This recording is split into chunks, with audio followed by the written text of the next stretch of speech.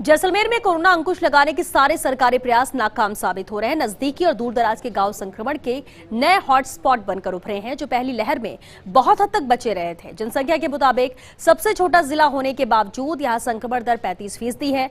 Record में अब तक 50 मौतें भी नहीं है, लेकिन हकीकत में यह आंकड़ा 100 के करीब पहुंच चुका है। हालत यह है कि किसी गाँव में 40 तो किसी में 100 तक पॉजिटिव सामने आए हैं।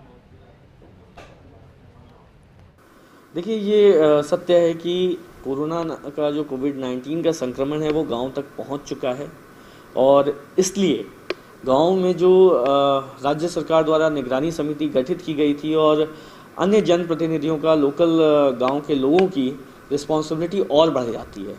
ये बहुत ज़रूरी है कि गांव-गांव में कोविड एप्रोप्रिएट बिहेवियर की पालना कराई जाए।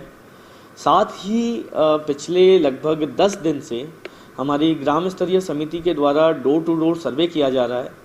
इनफैक्ट सैटरडे और संडे को भी डोर टू डोर सर्वे किया गया और लगभग सभी घरों में जो ILI सिम्टम्स के पेशेंट्स हैं उनको मेडिकल किट उपलब्ध कराई गई। जो सैंपल्स की जहां पर रिक्वायर्ड थी वहां पर सैंपल लिया गया और यदि कोई कोरोना पॉजिटिव पेशेंट है तो उनको मेडिकल ट्रीटमेंट के प्रोटोकॉल का जो है उसका भी बोध कराया गया। कि राज्य सरकार को कुछ विषयों पर अब इस समय चिंता करने की आवश्यकता है कि जहां ग्रामीण क्षेत्र के अंदर पेशेंटों की संख्या बढ़ती जा रही है और उसके लिए CSC सेंटर पर तुरंत प्रभाव से राज्य सरकार को व्यवस्था करनी चाहिए, पर्याप्त व्यवस्था, जहां पर ऑक्सीजन सिलेंडर से लेकर और वहां पर पर्याप्त मेडिकल स्टाफ और उसकी टेस्टिंग से लेकर सारी व्यवस्था है वो राज्य सरकार को करनी इस समय मैं सोचता हूं कि आवश्यकता है। कि जैसे ही आप लोग ये मत डरें कि आपको कोई सिम्टम जो आता है उसको छुपाने की जरूरत नहीं है। आप लोगों को चला करके उसकी जांच करानी चाहिए और घर में न रह करके जो डॉक्टर जो पास में आपका हॉस्पिटल है, सब सेंटर है, उससे आप संपर्क करें।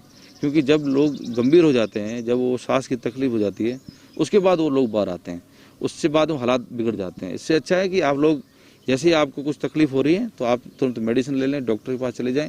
तो इससे क्या है कि आपके परिवार में जो खतरा है वो खतरा हट जाएगा और कहीं ना कहीं आपको डॉक्टर की सलाह से कहीं उसका फ़ायदा मिलेगा। इसलिए मेरी सबसे अपील है कि आप लोग डॉक्टर की सलाह जरूर लें और इसलिए चिंता करने की जरूरत नहीं है। मुख्यमंत्री जी ने तमाम जो व्यवस्थाएँ हैं और व्यवस्थाएँ काफ़ी सुधरी भी हैं और जो मेडिसिन है उसकी कमी भी नहीं है। और हम चाहेंगे कि हर आदमी जो सरकार की गाइडलाइन है उस गाइडलाइन की पालना करे।